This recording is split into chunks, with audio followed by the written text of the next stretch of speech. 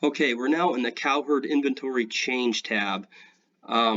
This is basically just a snapshot of our inventory in our cow-calf enterprise, January 1 and December 31st of the year we're doing the analysis for. Okay, so the Lugnut Ranch, January 1 had 285 head of mature cows, they had 40 head of incoming heifers, and they had 15 bulls. Fast forward 364 days down the road, they had 284 head of mature cows, 40 incoming heifers. Again, remember these are for the next year, and once again they had 15 bulls. To value your herd, you're going to put a conservative estimate on your value of your animals. Okay, if you liquidated your herd and you went down to the sale barn any day of the year, what could you get for your herd? Okay, so they said $1,700 for their cows, $1,600 for the heifers, and $1,800 for the bulls.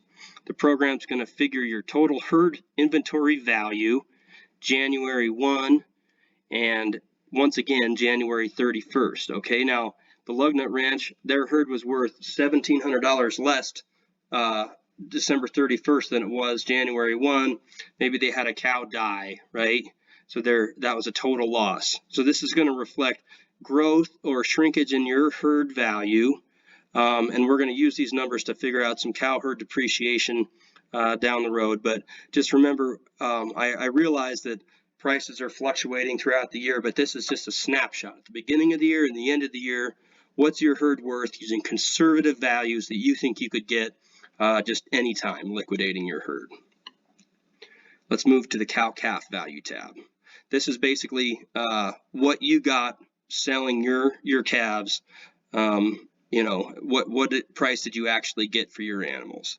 The Lugnut Ranch had 137 steer calves, averaging $5.15. They got $1.70 a pound, or $170 a hundredweight for them.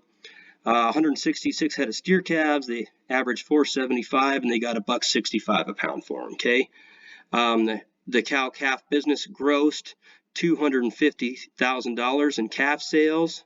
That is the total gross value that our cow-calf business produced. All right.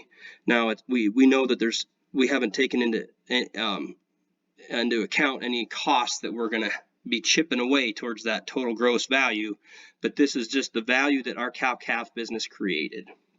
Here's on a per cow basis, pounds of calf per cow, and then our price received, right? And that's just the price that we actually got for our cattle. That's averaging steers and heifers together. What we're trying to find in this cow-calf enterprise analysis is the unit cost of production. Okay, so our unit cost of production is going to be a pound of calf, right? How much is it going to cost us to produce a pound of calf? We know we got $1.67 per pound, but we're going to have to start chipping away at that gross value with our input costs, our overhead costs, and our direct costs, right?